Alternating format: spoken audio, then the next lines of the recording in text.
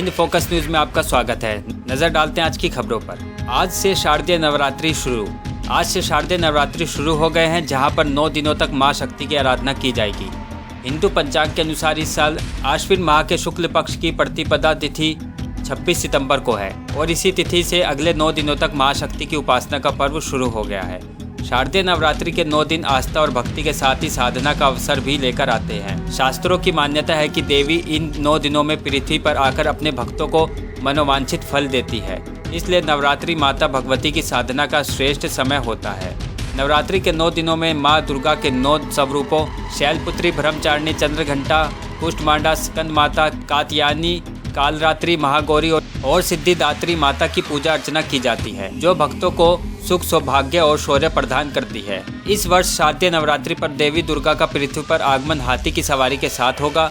हाथी पर माता का आगमन इस बात की ओर संकेत कर रहा है कि इस साल देश में सुख समृद्धि बढ़ेगी। यात्रियों की बल्ले बल्ले, त्योहारी सीजन में ट्रेन में मुफ्त में करें सफ़र, रेलवे दे रहा है खास सुविधा।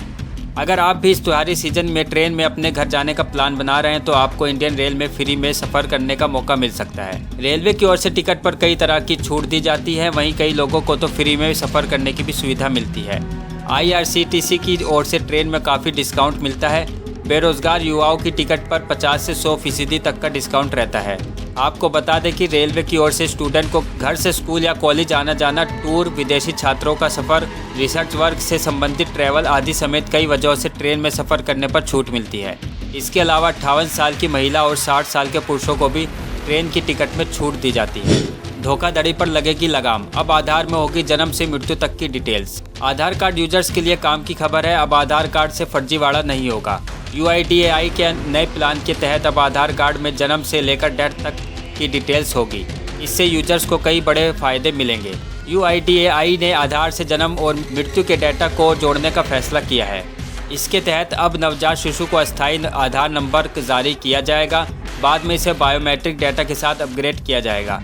इतना ही नहीं, मृत्यु के पंजीकरण के रिकॉर्ड को भी आधार के साथ जोड़ा जाएगा ताकि नंबर के दुरुपयोग को रोका जा सके। यानी आधार में अब हर व्यक्ति के जन्म से लेकर डेथ तक के आंकड़े जोड़े जाएंगे। मृत्यु के डेटा के आधार को जोड़ने से डायरेक्ट बेनिफिट ट्रांसफर योजना के दुरुपयोग को रोका जा सकेगा।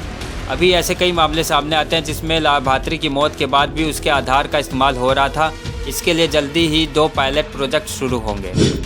केंद्रीय मंत्री नारायण राणे को सुप्रीम कोर्ट से भी झटका, अवैध निर्माण ढाने के हाई कोर्ट के फैसले पर रोक से इनकार।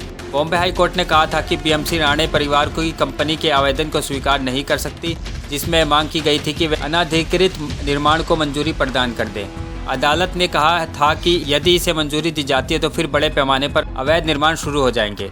बंगले में अवैध निर्माण को ढाने का रास्ता साफ हो गया है। हाई कोर्ट ने उनके जुहू स्थित बंगले पर बने अवैध निर्माण को 2 सप्ताह के अंदर गिराने का आदेश दिया था।